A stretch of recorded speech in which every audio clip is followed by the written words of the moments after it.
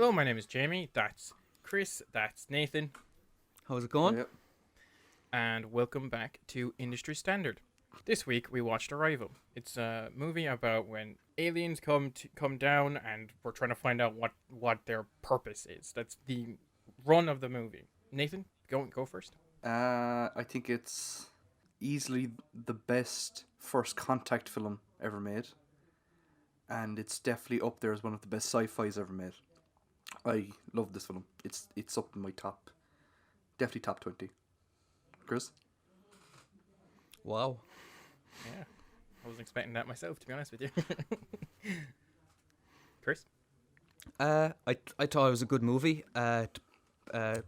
Straight from production value to acting. I know it's a good movie because it's not normally the type of movie that I would go for, and I still quite enjoyed it.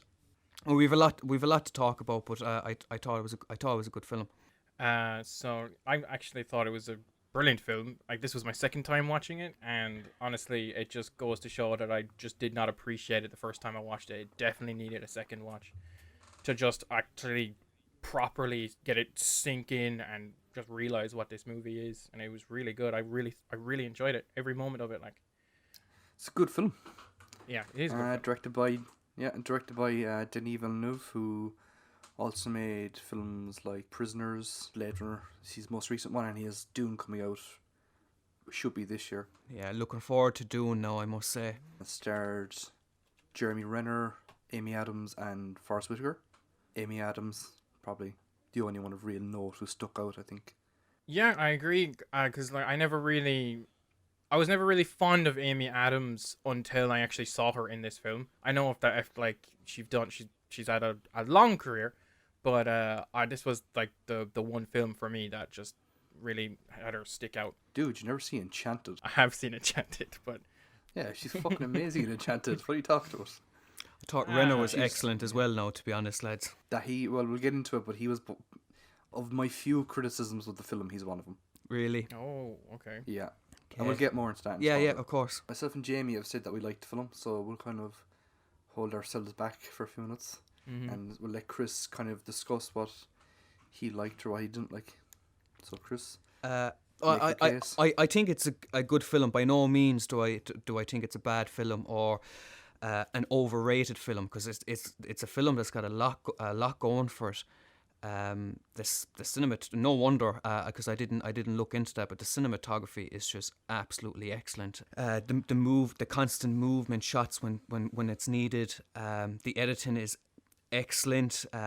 Just from pace wise, just the little subtle things like to zoom in to create a little bit of tension when they're getting the news of the first contact and stuff. Just little things like that I really appreciate. The acting is I enjoyed all of it. Like there's no one in the film that I think did a bad performance. Forrest Whitaker is pretty much the same in every film, but he's solid. He's a solid actor. Renner, I'm not a huge fan of his.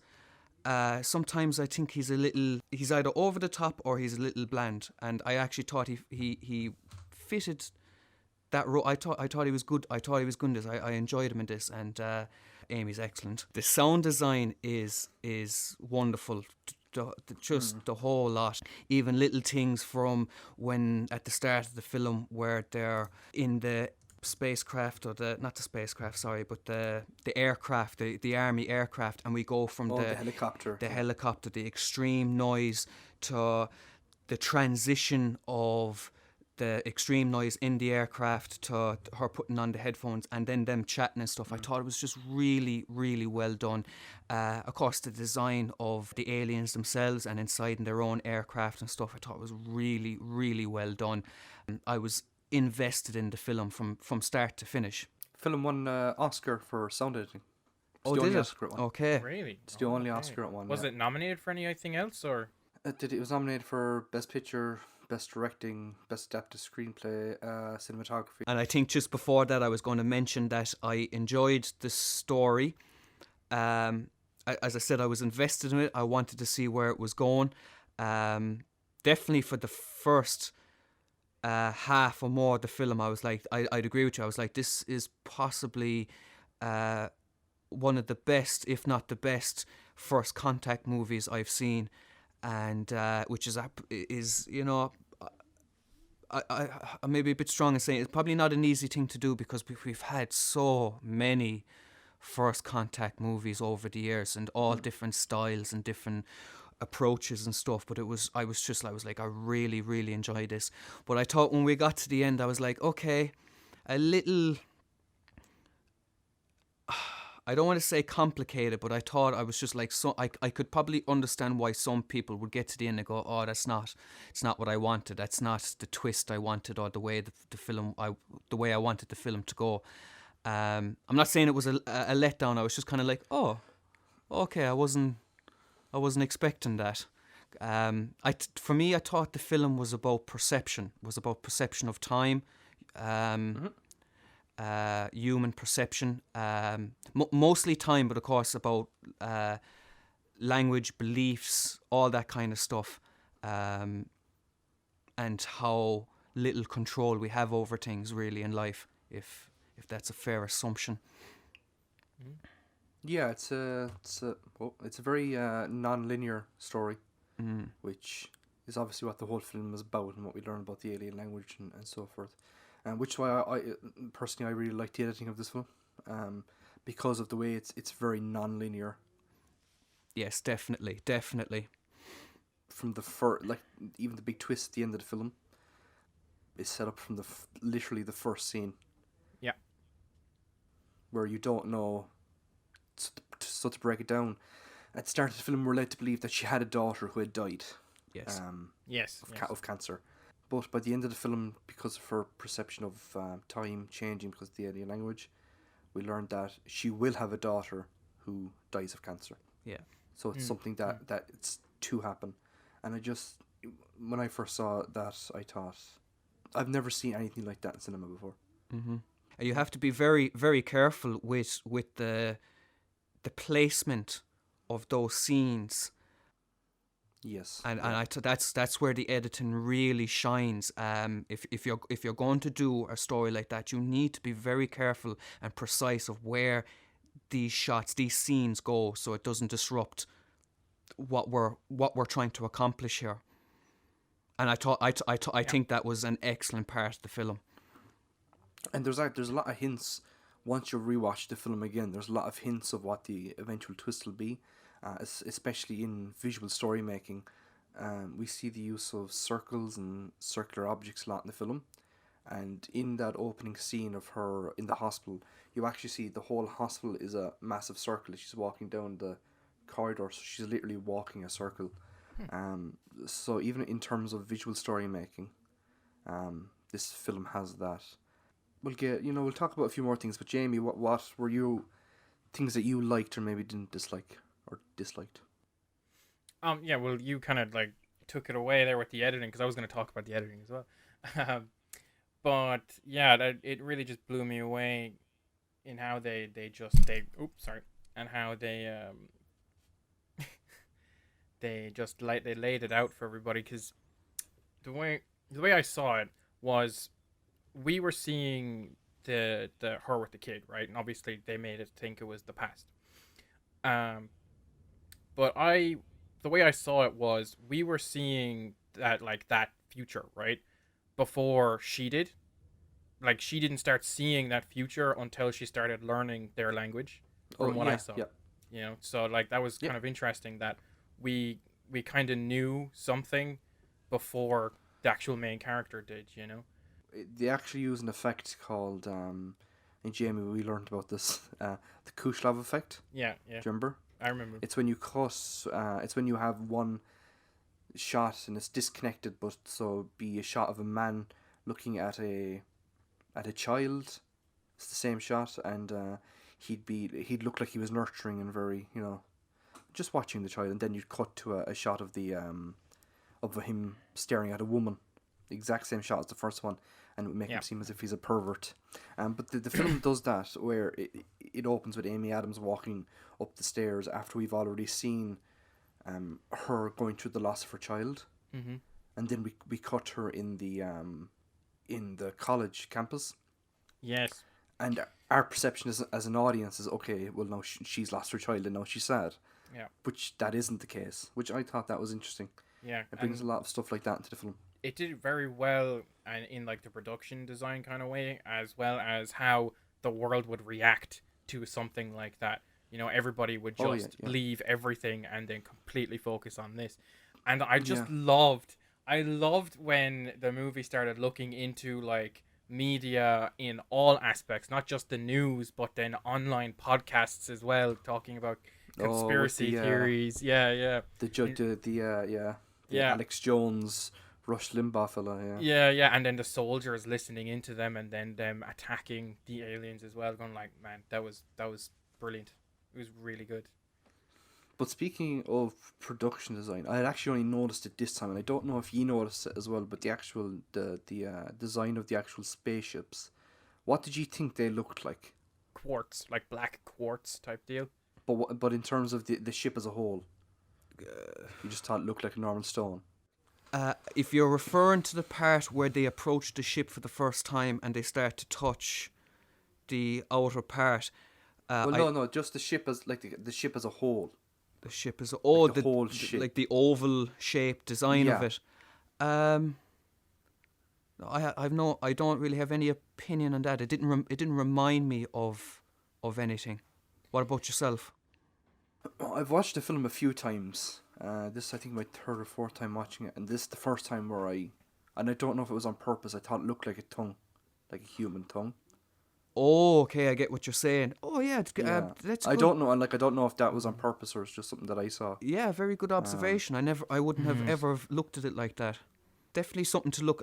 As I said to you before the podcast, it's a movie that I would definitely enjoy and want to watch a second time and try and pick up the pieces I missed from my initial watch of the movie.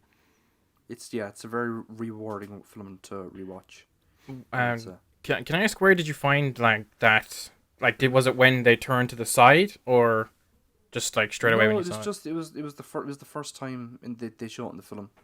And I've seen the film a few times, but this is the first time that I just thought it looked like a tongue. I don't know why it only hit me this time.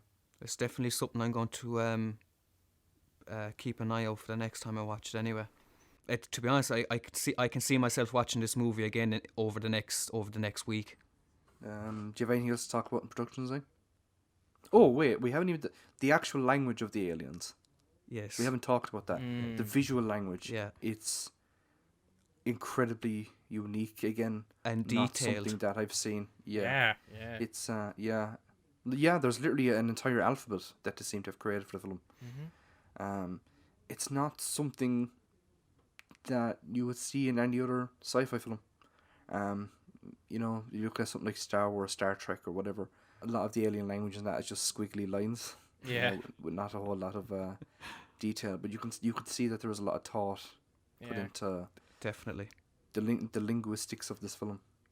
You could tell that they definitely researched like linguistics, and it's like try to find out what way they could show that, and like they actually show how they work, because obviously our main character is a expert linguist. So The only criticism I would have would be Jeremy Renner and his relationship with Amy Adams in the film.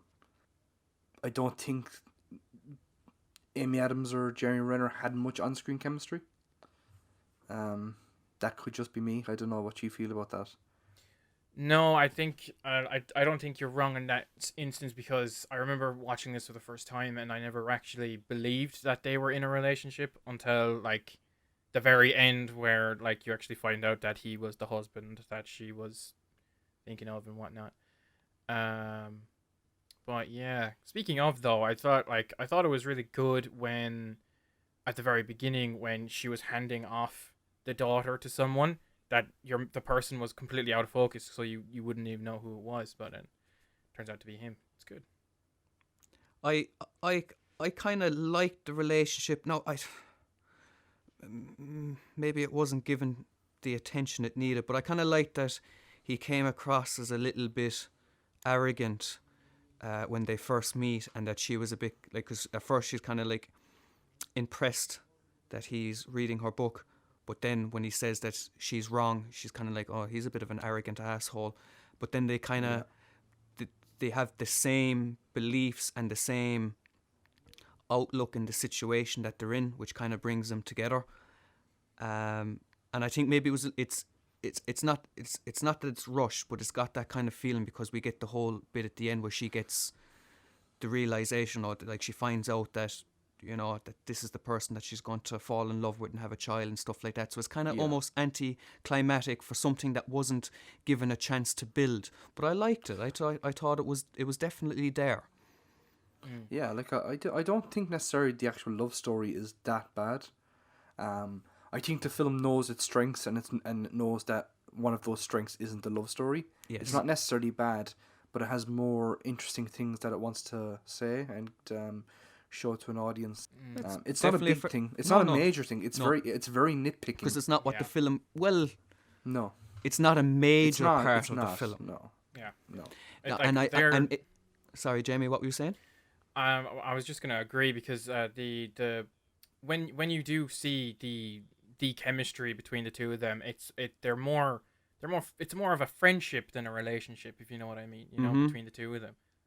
Like they're colleagues and they become closer, you know, but you never get the sense that they're falling for each other, you know. There isn't a that's the issue, I think. So that's it's no, you can I always got the feeling that he was interested in her, or at least that he thought she was brilliant and there was something there, but you don't get it from her to him until she sees in the future. That's when it really comes from, because, you know, at the very end, the very end, yeah. So maybe that's the issue. You can get it from him a bit, or maybe that's just a guy's perception because we like women, no matter what. So we're always going to try, and it just felt that I never. Up until that bit at the end, I never felt that she had any feelings more than that throughout the film. Yeah, I suppose in like to further prove your point, that scene where the two of them are sitting at the back of a truck, where she's like showing absolutely no interest at all, but he's showing a lot of interest. In that sense, if that's what you're getting that from. Like, he is obviously emotionally attached, and he does show signs from when she's not sleeping. And he's trying to look out for her and stuff like that, which we'll get into again. I absolutely loved that part of the movie. When we can't really fully understand, is she awake or is she asleep? I thought it was really well done. You're talking about the scene where the heptapod is in her. All of that, all there's a whole like 10 minutes there, 5 or 10 minutes of where you're just kind of like, oh, is this happening now? Is she dreaming? It was so well done. So. Denis Villeneuve, one of his first, I think it wasn't his first film, but it was his first big film. It starred Jake Gyllenhaal, and it was called Enemy. Oh, very yes, yeah. Very, very surreal. But the film ended exactly like that. Like the dream sequence with Louise, where it's a giant spider in the corner of his room. And then the film pretty much it ends after that. Yeah. And so I don't know if that was like a callback to his previous film. Maybe. I liked it. I thought it worked, but it was a total mindfuck because you were like, oh god, I'm not sure what's real and what isn't anymore.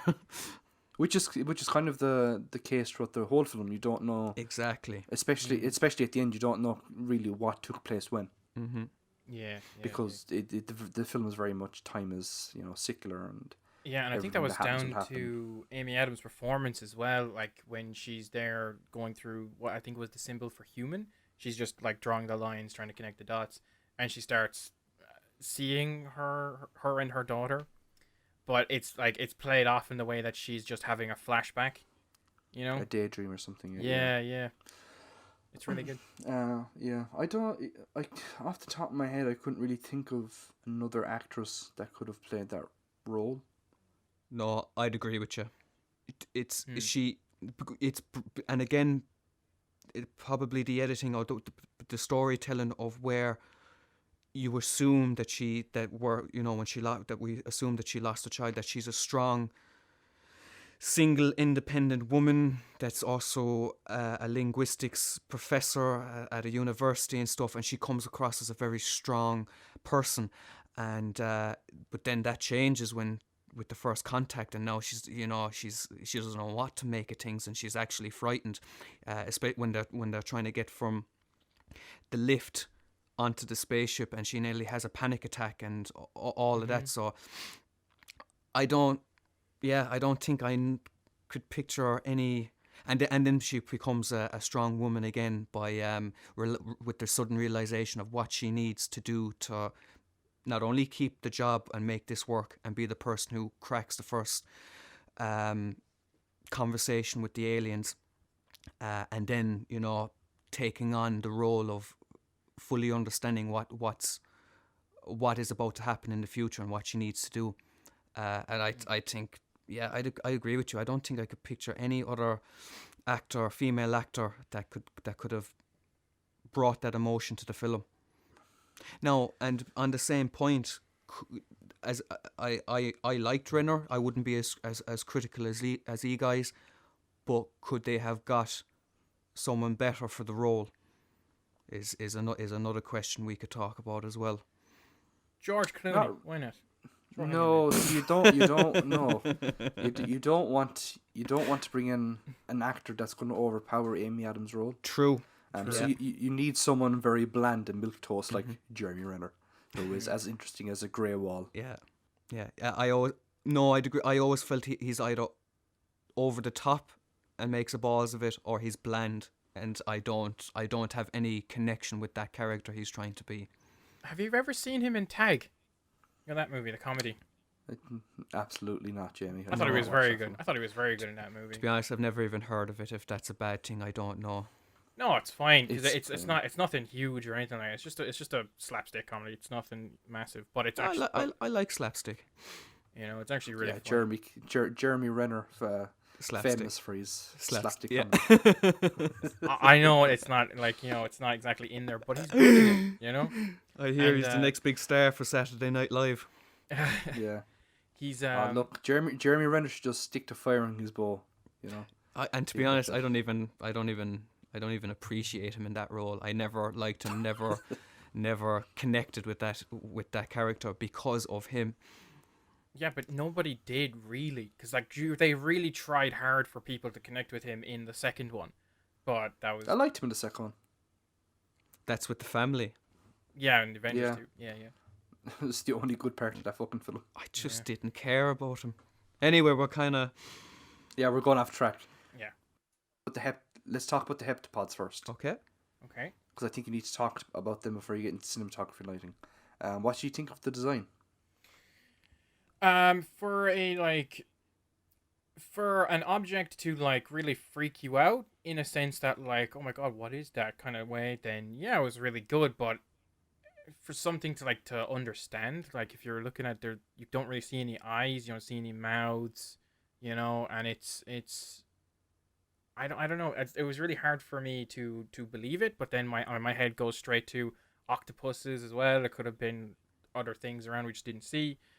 But I don't know, and well, it does have a humanoid shape. Yeah, but there's nothing actually there though, right? Because it wasn't like a humanoid. It wasn't like a humanoid shape. It was more like an octopus's body. You know the way, because it could shoot up like that. But on top of that, it had like a head shape. Body. Yeah. But there was no neck or anything. It was basically just up like a cone. It was. It's just I liked it, but it was just a bit too weird for my liking. I think we're conditioned to see aliens in a movie a certain way, so I definitely appreciated the different take. Something that we're familiar with in a certain sense, but different from the normal sci-fi alien movie. I liked the design. I thought it was realistic, if that makes sense, to not get something that we're used to seeing or imagine in our own heads, because who the hell imagines Oh yeah, because if it looked like a fucking Vulcan from Star Trek, then it wouldn't have had the same effect. So you're damn right. Yeah. Yeah. Even from the design of what I'm going to call their hands, and the way that they communicate and stuff, thought it was something that we're familiar with, but we don't see often, and I really appreciate it, because they could have gone with any design, and I think this one really works, especially for this kind of a film. It's not over the top, but it's also creative and can make you feel a little uncomfortable, kind of like, oh God, I hope to God they're not out there. Do you know, that kind of a way? Yeah, it's familiar but otherworldly as well, which is Yeah. what I like. And you haven't really ever seen anything like that before. Anything. Let's go back to Star Wars, because that's just the easiest one to pick on. If you ever see as an alien like that in Star Wars, it would be mindless. You know, Yeah, it would be just Yeah. an animal out in space. yeah. There's just like any Um, spider-like creature in Star Wars is treated like a monster or something like that. You know. Would it be also fair to say that it was kind of, in a way, a simplistic form of alien for something that is beyond highly intelligent to the human race? Do you know, it was a very simple. There was nothing. Do you know, like, and again, I'm going back to old films where the reason that they're such a higher intelligent race is because they've got big brains and big heads and all Yeah. this kind of stuff. And there was none of that. It was quite a simplistic, but at the same time creative design for an extremely highly advanced race of species. So I just really liked it. Oh yeah. I love the design of them. I also really like the space that they inhabit on the ship, behind all the fog and the smoke and the glass, I presume is what it is. Yeah, yeah. The glass, we'll say. It's It- very barrier. cool visual. It gave me a real like. Do you know that scene in Independence Day, where like the place is smoked out? When the president is downstairs. Yeah. Fucking, yeah. and- Why are you comparing this film to Independence? I'm not. It's just that like visual aspect. You know what I mean? Where The you only don't- way you I can't really compare it see to but it's Independence there. Day is when I say it's nothing like Independence Day. Yeah, I was just waiting for the aliens to bring down the glass, and Will Smith walks out. Welcome to Earth.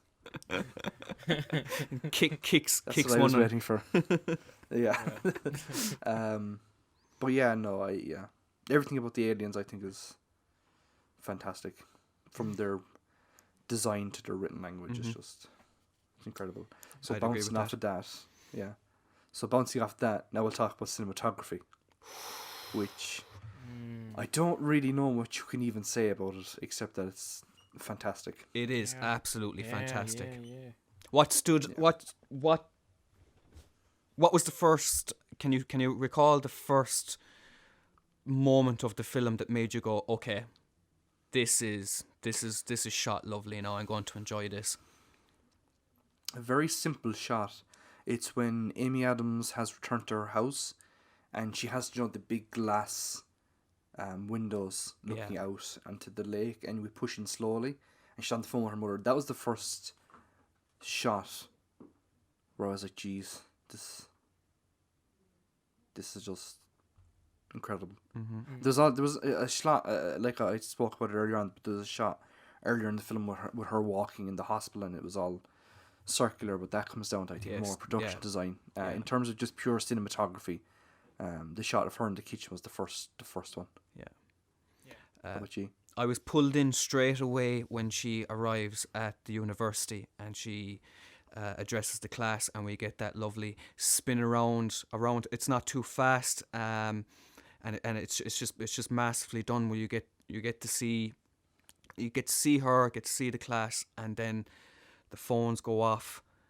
And again, this might be touching off the editing sense of things, but when they start to get the news from the channel, and obviously the audience is picking up, okay, we've just the film is about first contact. They've just made first contact, and you get that push in on her and on the class and stuff like that. I was just like, oh, this is going to be a good film, and it kept that for the rest of the film when it was needed.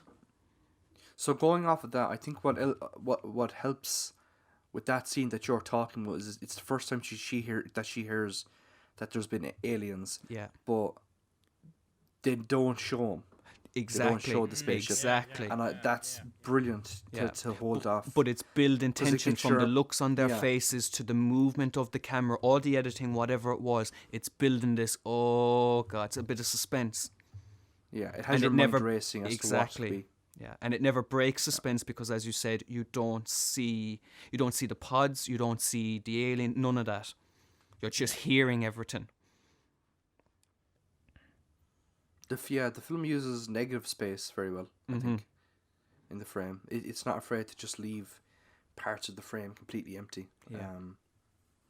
which is a nice change from other action-packed films where there's just colour and has to be everything on every square inch of the screen. Boom, boom, boom. It's just, yeah. I thought it was It's an nice interesting. There's like this one shot where it's around the montage where they're just like they're trying to figure out the language. There's one shot of the window where it's just the corner of the room and you just see like a tiny slot of the aliens then just bouncing around there. It was weird. It's good though. It looked really good. It shows off like the design of the ship as well. It's really good. I'd like to ask. I wanted to ask what was the first thing that pulled you in with the cinematography. What was your favorite part of the film in terms of cinematography and lighting techniques? I think when they first enter the ship is pretty Yeah, good. that is where for they're me lowered too. up, yeah. Mhm, When they're mhm. they're Same. kind of raised up on the scissors lips, the scissors lift, Lips. and yeah, and then they jump up and the camera completely flips with them. Yeah. Yeah, it's again a lot of that again comes down to just the production design of the film, Yeah. Mhm. which I think is kind of a lot of what this film is just how well everything works together and Yeah. lifts everything else up. Yeah, and then you see like the light shining in because like or you see the grass and the scissors lift from behind them whenever they're talking to the aliens as well. It's very good.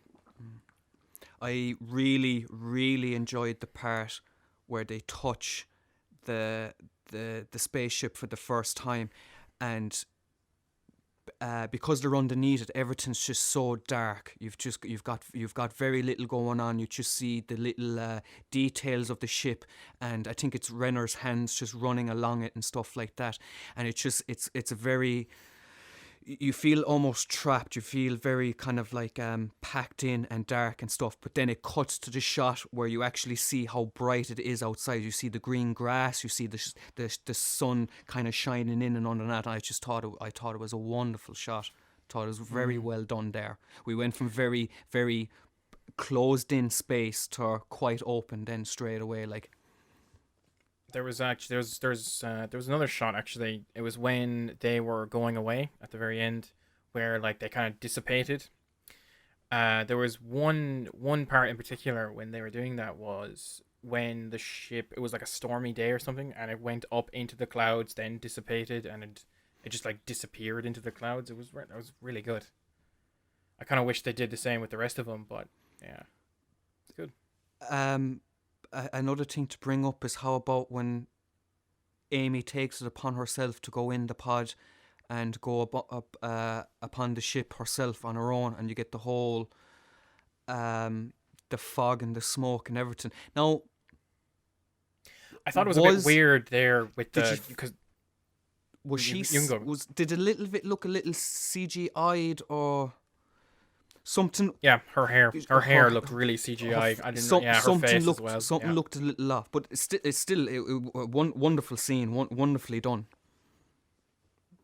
Yeah, I know the part you're talking about. I didn't have a problem with it because she's going into a new atmosphere, you know.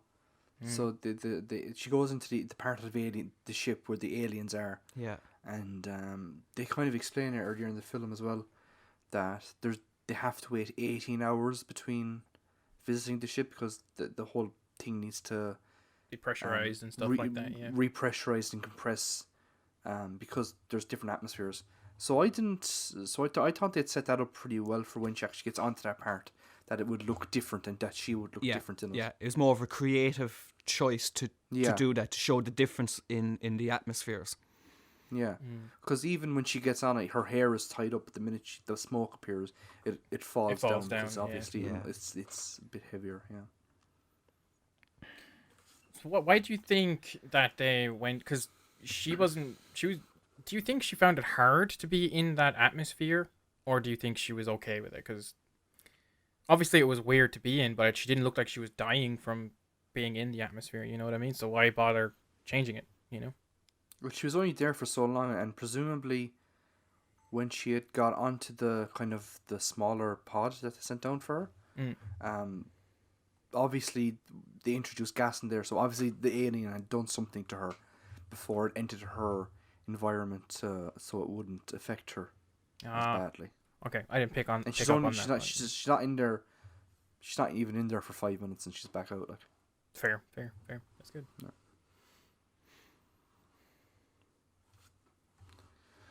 okay, so let's. Did you, Chris? What do you think of the? Just say sound in general. I know you've spoken. You said you liked it. Just anything else? Are you talking the sound design of the film, or Yeah, sound design. Yeah. excellent. I'm not a sound expert. I'm sure there's people out there who I don't think any of us are. yeah, they were very creative, and I think a lot of thought was put into the sound design for the film. The even simple things, as I was saying to you about when Amy gets recruited by Whitaker and the army, and they get inside the army aircraft or the helicopter, whatever it was, and it's just noise, which again was very well done. It was very realistic. You actually felt that you were inside in the aircraft or the helicopter with them, and then you get the transition of the loud atmosphere of the aircraft into the quietness of the headphones, and it was as realistic as putting on a set of headphones yourself, and or not even headphones, but Noise like cancelling. noise cancelling, and it was just excellent. And then you get their voices transmitted over a transmitter, and it was just really well done. Everything fitted in terms of sound.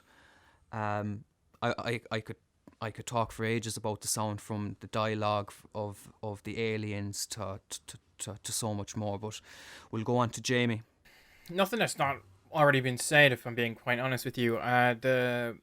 There was one part in it that really stuck out for me, is when we see the ship for the first time, and you hear it, and you have that really I don't want to say scary, but eerie kind of score to it, where it's just like a beat, but it's like a boom boom, you know what I mean, when you're seeing it all, and it goes through for the entire thing. It doesn't stop even when we're hearing the dialogue, and there's like a body being carried out for some reason.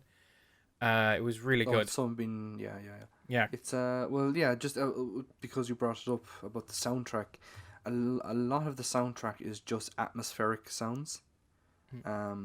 There's other parts obviously where there's a bit more slightly a cappella, very low kind of things.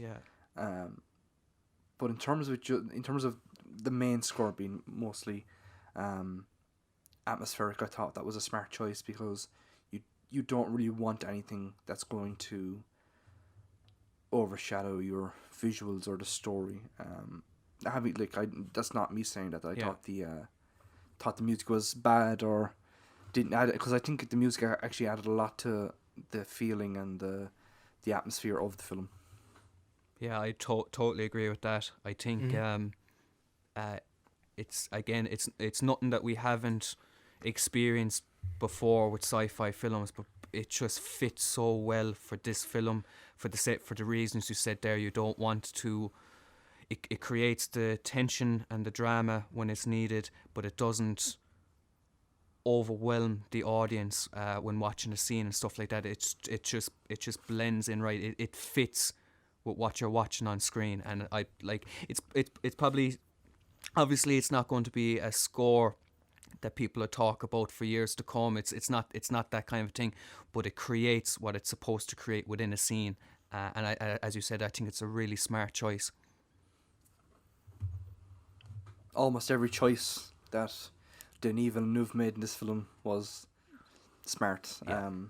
It's almost like I someone has made mistake after mistake after mistake and has watched so many films and says, right, we're not doing it. We're doing this right. Everything just comes together right. Yeah, I don't know about G. I don't know what other experiences you have with Denis Villeneuve films. But for me, he is as close to a modern day Stanley Kubrick as you're going to get. Okay. Denis Villeneuve is what Christopher Nolan wishes he could be. I'm telling you, there is going to be some day where we have Christopher Nolan call in the podcast, and ye two boys are going to dish it out once and for all. Did we talk about the story, the script? Did we, or was that at the start? Well, yeah. If you want to talk, we did that at the start, I think. Yeah, I couldn't remember if. Yeah, I think we did. Yeah. Yeah, we did because we talked about the non-linearity of the film. Yeah. Do you have anything else to say about the editing? Again, it's a film that I could really do with watching again, if not a third time, and make notes. And it's a film I'll definitely be watching again and making notes, because it's so well edited, and there's a lot. If there's any aspiring editors out there, it's these kind of films that you need to watch to try and take a style from, because it's so well put together. It's so smartly put together of picking where to put the scenes of her and the daughter in with the film. It's so well done. The pacing is absolutely excellent. It's spot on. The pacing is spot on, and as I've already said, the little choices of movement when movement is needed, when the scene needs a zoom in, or if a scene needs to linger for a little bit, it does it. It's as far as again, I'm not a master editor. I'm sure there's going to be editors out there that will find things wrong with it, but for me, I thought it was a masterclass lesson of what this type of a film, drama, sci-fi drama, would we say that? Sci-fi drama, yeah. Is needed to make a film like this work. It's also a very experimental film.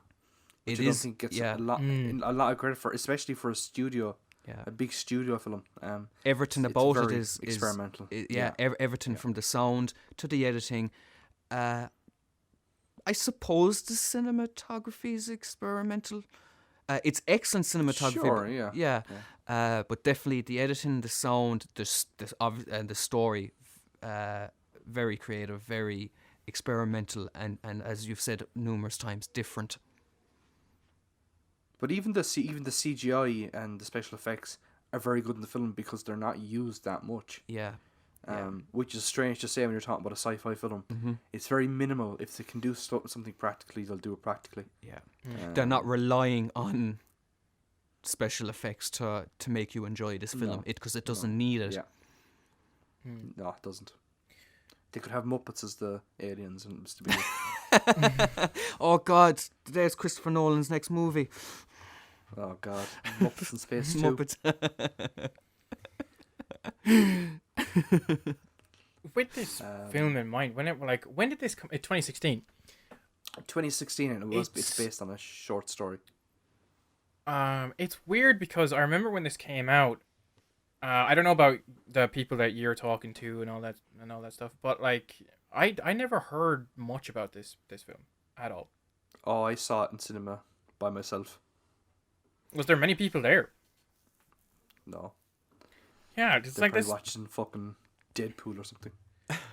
Well, I didn't when you mentioned the movie to me, and when I was looking into it, I was like, how how did this movie get past me? But once I seen the shot of the alien's hand hitting the glass, and you get tentacles or whatever the hell Yeah, you like want to call it, pulsating stuff. Yeah. the whole trailer of the movie just started flooding back to me. It was like, Yeah. oh, I do remember the big hype around this film now. So it was my own fault that that it skipped past me till now.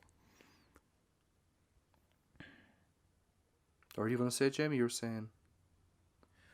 I was just saying that like it never stuck out for me in the way of kind of mainstream, but any stream really, because I didn't hear anybody talking about this movie, or like not even just praising it or just calling it shit. Just like it wasn't getting anything from where I was sitting. Anyway, I didn't hear anything from it. What about you guys?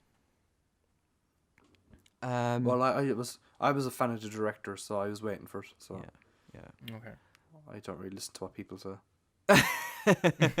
Which I- is a I good thing and a don't. bad thing for you. Yeah. It's just Yeah. it's just sad to think that like a movie that as good as this kind of gets lost in the pool of superhero films and all that stuff, because clearly 2016 it did have a lot of buzz around the Oscars. I remember that. Yeah, it had a lot of buzz when it came to the Oscar season. And because it was rightly so. nominated. Oh yeah. Didn't win as much as it should have, but it was, yeah. I'm sorry to bring this back up again, but you were kind of cutting off when I asked you this question before. What was it all nominated for? Like, what were it's all nominations? Because I know just one sound. But... Sure. So it was two. It was nominated for sound editing, which it won. Mm. It was also nominated for Best Picture, Best Achievement in Directing, Best Adapted Screenplay, Best Achievement in Cinematography, Best Film Editing, Best Achievement in Sound Mixing, and Best Achievement in Production Design. Okay. And No, it somehow lost them. You can cut this out, but out of curiosity, I want to know, what did it lose to for Best Picture? Same, actually, I want to know that as well. What won in 2016? 2 seconds now. It's 20. I thought it was 2017 now. Oh fuck! Oh yeah, it lost to Moonlight. Another Oh. film I haven't seen. Oh, I remember that. Don't you mean La La Land? No, I'm pretty sure I said Moonlight. Is in that Um, again? Is that It's Oh fuck! I can't pronounce his name. Mahershala Ali. Yes. playing Blade. Yes, No, yes. Mahershala Ali. That's his name. I'm gonna have to give that yeah, a watch. It's good. It's fine. It's fine. It's not top 5 anyway. That's for good. sure. It's not as good as La La. It's not as good as Arrival, at least. But yeah. All right. So overall, we all liked the film. Oh yeah, definitely Yeah. like the film, and has replay value for sure. For many reasons. So what we're all saying is that the film is flawless, perfect. Definitely not flawless. Definitely not is, perfect. Depending on Hold your, on. Go on. It's as close to perfect as a sci-fi film can get. I just want to say that I've already said how much I enjoyed the production value, the acting, all that kind of stuff. I enjoyed the experimental story and twist to it. I just I just felt when we get the payoff at the end, was it the right? I need time to think about this, but was it the right formula to the story? Did we go about it the right way for this kind of an experimental story? Do you know what I'm trying to say? It's just I really enjoyed that approach, that non-linear approach to the film. This is probably one of the best non-linear films I've seen, but I just felt there was a little something wrong with the payoff at the end. And I just need a bit more time. I need to watch it again, maybe twice, make some notes before. But I could call you up in a week's time, Nate, and say, do you know what? It's perfect. It's absolutely perfect. But just by watching it the first time, I was kind of like, there was just something off with the end for me. I felt the exact same way the first time I watched it, Chris. I'm not gonna lie to you. It took me a while to actually understand what was going on around the end. I understand I just feel the payoff wasn't for me. And again, I could probably watch it a second time or turn. I just felt it wasn't the right scenario for that kind of a non-linear film, for that payoff. It wasn't the right situation. If I can't explain a bit better. No, I understand what you're saying. Personally, I think the ending is brilliant because it leaves you with this big moral question of the decision that she made at the end of the film to still have a child. Mm-hmm. Was that right or was it wrong? Yeah. Knowing that the child was still going to have to suffer and die. Yeah. Yeah. I think that's. You don't get endings like that in films anymore. Yeah. It's just you don't need a big fight scene. You don't need a big battle. Oh You just no, need to no, really- no! It's not Oh, what yeah, it's not what we're definitely, talking about here. It's not. It's No, not no, yeah. It's not that kind of a film. It's Yeah. more of an Okay, no. intellectual almost questioning your own opinions and beliefs and perception of life and all that. It's a movie that gets you thinking, for sure. Very philosophical, yeah. Yeah, definitely. So yeah. I got one question for you. What did you think about when she meets them in person? Like she's standing in front of them. They say that they came to help humanity because they'd need humanity's help in 3,000 years. Like that's What about it? that's leaving it open for like a sequel. No, Would- it's not. That to me No, that that- sounds like it is. No. It's not really No. interpretation that they mean with that. No, I wouldn't. I don't think that was the goal anyway. They were trying to leave it open for a sequel or anything like that. Okay, because that was kind of the impression I got from it when I saw that. Because it was just Well- pretty weird Well, to if- well, put if you- that if in. you- if you- Sure, but if you For me. think about it, you already know what happens. Mm-hmm. They've told you what happens. Mhm. They've told you that humanity do help them in 3,000 years. And Yeah. that's why they're there now to give humanity the information that they will need to help them when the time comes. So you know what already happens. Okay, yeah, cool. It's a very self-contained story, a very self-contained loop. Okay. Again, and I probably missed a few things. I just the ending with Amy telling the Chinese emperor governor Oh, Shang, yeah. or his wife's Last words. last words and stuff. I was like, where does that fit in with the film? Do you know what I'm trying to like? Sure. Yeah. No. It does take one or two watches to fully understand that, because what the film is saying is that everything that is happening to Amy Adams during that time is happening at once. It's Yeah. all happening at once. So even though when she meets Zhang, she's already called him. Yeah. She doesn't know. It's very. Yeah. But It's her like it does make perception of time. Where does the that's wife's coming offline, yeah. where does the wife's dying words? I just didn't fully grasp that with the first watch. Like, where did that like how does she know the wife's dying words? Because he told her. Do you remember when he went up into Yeah. her ear and whispered Yeah. it into her ear, and she was able to Yes. say that back on the phone then because she Right. was seeing the future in that. It's just a instance.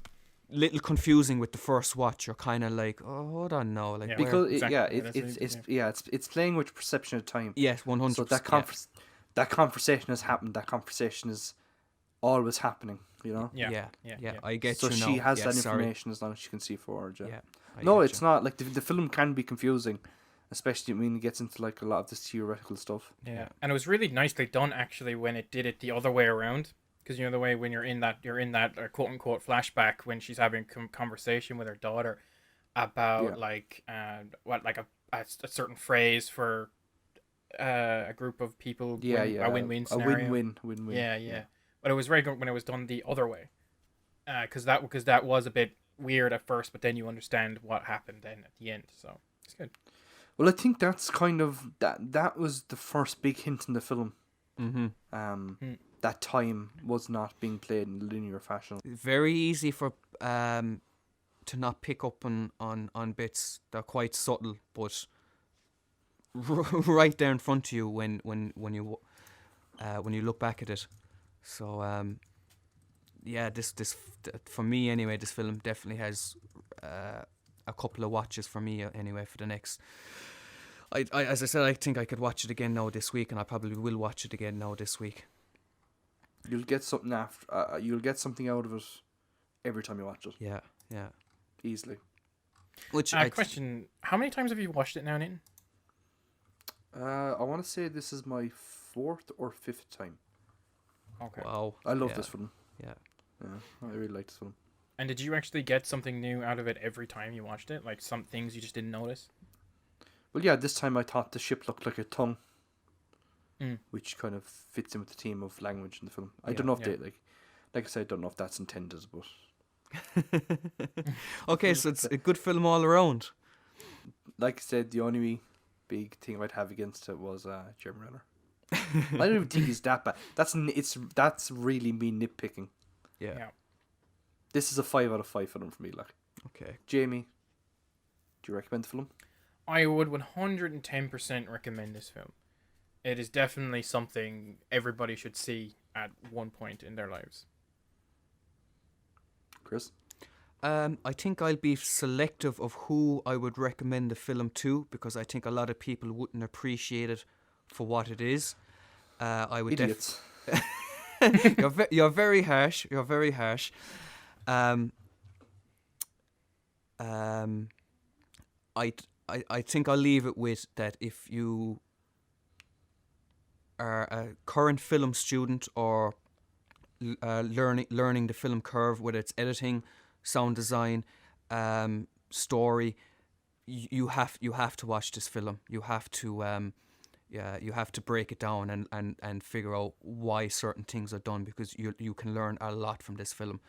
So yeah, I would recommend it, but I don't think it's going to be to everyone's taste, because I think it's going to go over the head. Which because it went over a few parts went over my head, but I think there's going to be a lot of people that, like myself, will not only enjoy it the first time around, but will want to watch it again.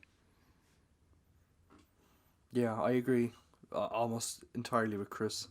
I think everyone should at least try to watch it. It's not a very long film. No, about an hour. If you cut out the credits, about an hour and 45.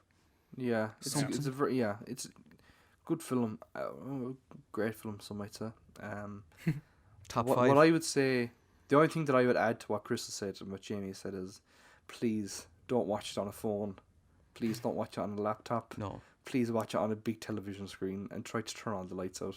Yes. And just appreciate everything that's on screen. 100%. I'm actually envious that you went to this. That your first experience Same. was at the cinema. Yeah. Yeah, boy. Man, the last time I tried to go to the cinema to watch something that wasn't a superhero film, I couldn't see it because they took up all the times, and there was like the movie I was trying to. Okay, again, you'd probably say it's not a great film, and it's not a great film to be fair. But I was trying to see the new Terminator, the Dark Fate one. It was just impossible to see because the times were taken up, so I had to wait until it came out to watch it at home. Why the fuck were you going to pay money to sit in the cinema to watch fucking the Terminator, There's Jamie? been 6 films since it was anyway half decent. I'm sentimental. What can I say? Well, I can say I could say a lot, but I won't. But yeah. All There you right, go. Jamie, do you want to sign us out? All right. Send us home. That was Chris. That was Nathan. Thanks for having me. You're welcome. Thank you for listening. This was Industry Standard, and we will see you next week. Bye now.